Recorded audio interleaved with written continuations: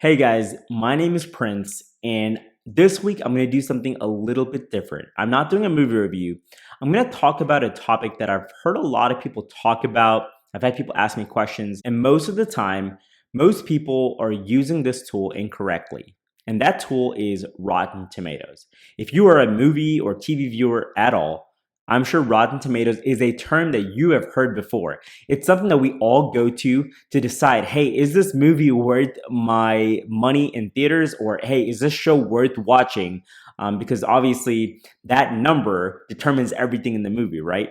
Psych! So the first question is, what is Rotten Tomatoes?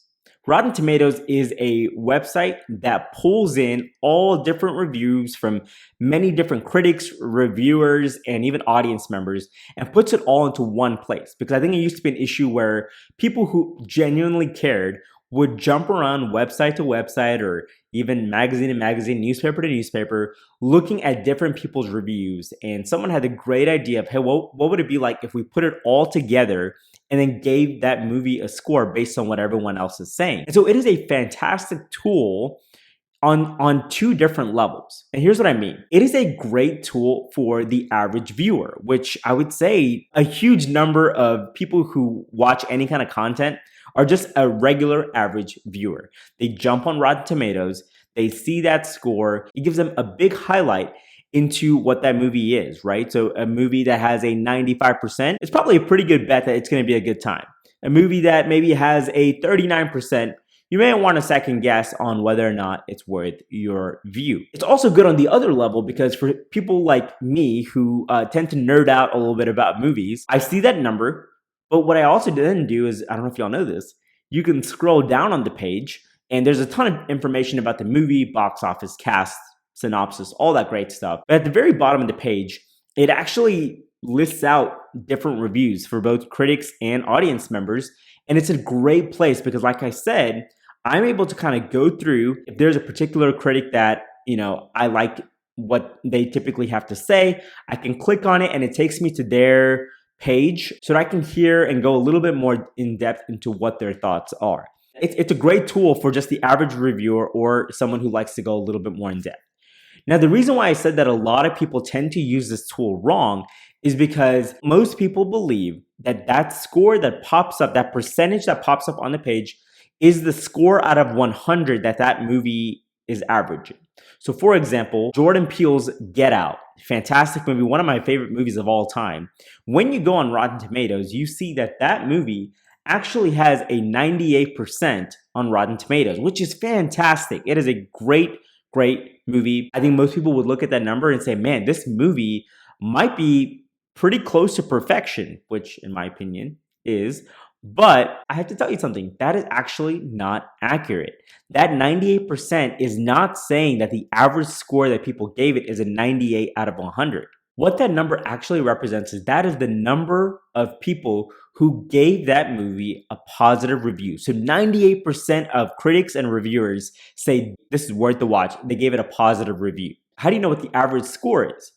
Well, when you go on Rotten Tomatoes and you click on that percentage, a box is going to come up. It's called the tomato meter, and it's going to tell you what the average score is. So when you do that for the movie Get Out, you see that even though 98% of critics gave it a positive review, the average score by those critics was an 8.4 out of 10. You see exactly what they gave it. Out of the 399 reviews for this movie, 392 gave it a positive review, and 7 people, I don't know what they were watching or thinking, 7 people gave it a rotten review, which means that in their opinion, it is not worth the watch. And so that, guys, is just a better way to understand a movie. Now, the reason why I like to bring this up, I like to inform people on this, is because that number can be misleading on a number of levels.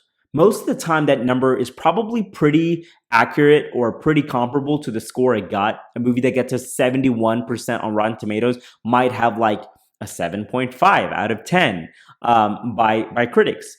But sometimes it can be a little misleading just for people who like to be a little bit more analytical like I can be. And here's an example. Marvel's Ant-Man, the first Ant-Man movie, which I thought was, a good time. Not a great movie, but a good time. You are breaking my heart.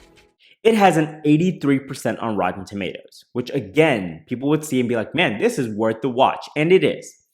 But people might look and say, hey, it's an 8 out of 10. It's a B movie. Has to be worth the watch. But when you dive in a little bit closer, you click on that score, you see that it actually got a 6.9 out of 10. Even though 83% of critics gave it a positive review, the average score is really a 6.9. So it allows me to temper my expectations just a little bit so that I don't walk in expecting this really, really great movie and walk out saying, that was pretty mediocre. And I think that has happened. There have been a lot of people who I've talked to who've went into a movie super hyped. They saw that Rotten Tomatoes score and they're like, man, this is going to be fantastic. And it turns out it was just okay. And it's because the average reviewer, let's say they gave it like a 6.1 out of 10, but because so many reviewers gave it that score, the Rotten Tomatoes score might be like a 95%. And because people don't know how to really dive into that information to get a better picture of what they're looking at, they were left a little disappointed. There is an audience score as well. The one thing I like about the Rotten Tomatoes audience feature is that those audience members have to verify that they've actually seen the movie.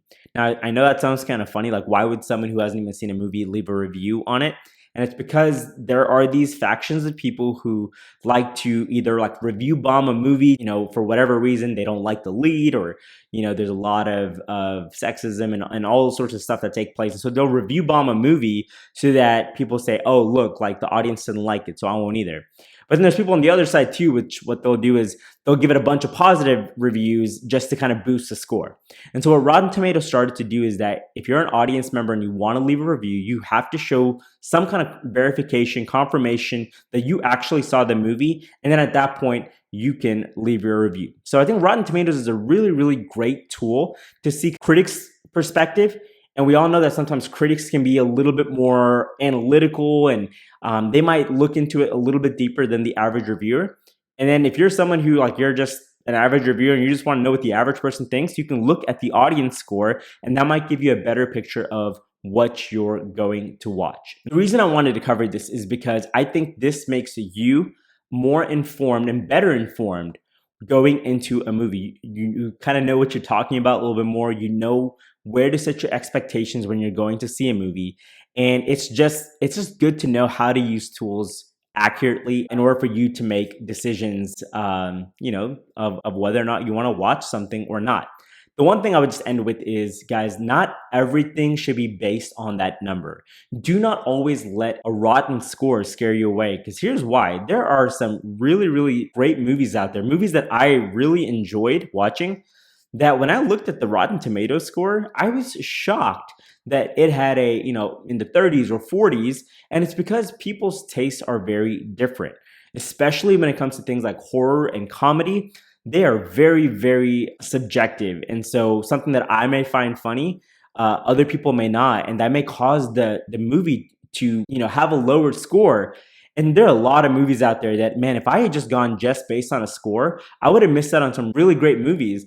But because I decided to give it a chance, I found movies that I really enjoyed and kept me entertained. So while Rotten Tomatoes is a great tool and I think can be used well, I would just encourage you to sometimes maybe look a little bit deeper than just that number to decide if you want to watch something or not.